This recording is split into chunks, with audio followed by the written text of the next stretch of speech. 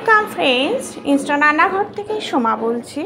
আজকে নিয়ে এসেছি তেলাপিয়া মাছ। তেলাপিয়া মাছের রসা কিভাবে, দেখো একটু বড় হয়, বড় তেলাপিয়াগুলো কিভাবে খুবই টেস্টি হয় যদি এভাবে রান্না করো। দেখতে থাকো তোমরা। তেলাপিয়াগুলোকে আমি নুন হলুদ মাখিয়ে নিয়েছি। এবার আমি ভালো করে ফ্রাই করে নেব। তেলাপিয়া মাছ একটু ভালো করে ফ্রাই করবে। অনেকেই আছে তেলাপিয়া মাছ গন্ধের জন্য খেতে ভালোবাসে না, যদি ভালো করে করা যায় ভালো লাগে খেতে। ইনস্ট্যান্ট রান্নাঘর থেকে সোমা বলছি। আশা করি তোমরা সবাই ভালো আছো বন্ধুরা।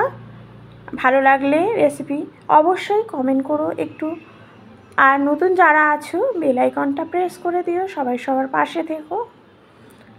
মাছগুলোকে আমি ভালো করে ভেজে নিচ্ছি। একটু বড় সাইজের মাছ বলে একটু টাইম নিয়েই ভাজতে হবে, তাহলে ভালো করে ভিতরটা পুরোটাই হতে ভালো করে ফ্রাই হয়ে যাবে। তারপরে নিয়েছি হচ্ছে মিক্সিং জারে একটা ছোট পেঁয়াজ, টমেটো, কাঁচা লঙ্কা আর দু টুকরা রসুন নিয়েছি। এইভাবে যদি রান্না করা যায় আর তার সাথে একটু আদা, তাহলে কিন্তু মাছগুলো খেতেও ভালো লাগে। আর আমি করব হচ্ছে আলু আর পটল দিয়ে।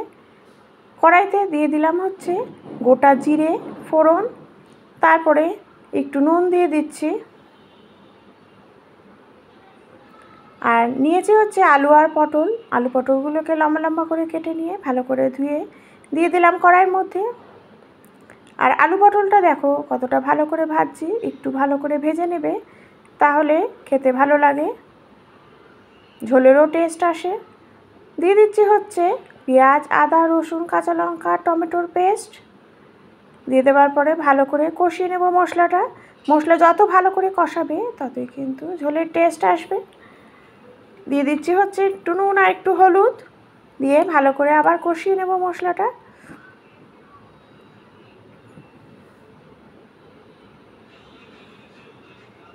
তার সাথে একটা টমেটোর হাফটা দিলাম হচ্ছে মিক্সিতে, আর একটা হাফটা দিয়েছি হচ্ছে এর মধ্যে দিয়ে দিলাম। এইভাবে যদি করো খুবই ভালো লাগে ঝোলটা। পরিমাণ মতো সব কিছু দেবে। হলুদটা একটু কম ছিল বলে দিয়ে দিলাম, কারণ আমি শুকনো লঙ্কা গুঁড়ো দেবো না, এখানে আমি কিন্তু কাঁচা লঙ্কাতেই রান্নাটা করব।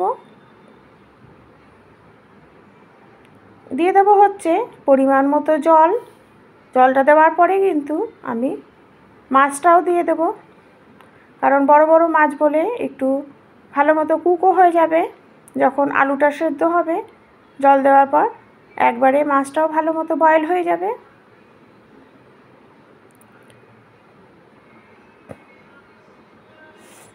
বিভিন্নভাবে খাওয়া যায়, এইভাবে আলু দিয়ে করবে খুব খেতে ভালো লাগে। এরকমভাবে পেঁয়াজ দিয়ে রসা করবে, খেতে খুব ভালো হয়। ধনেপাতা দিয়ে নামিয়ে নিলাম।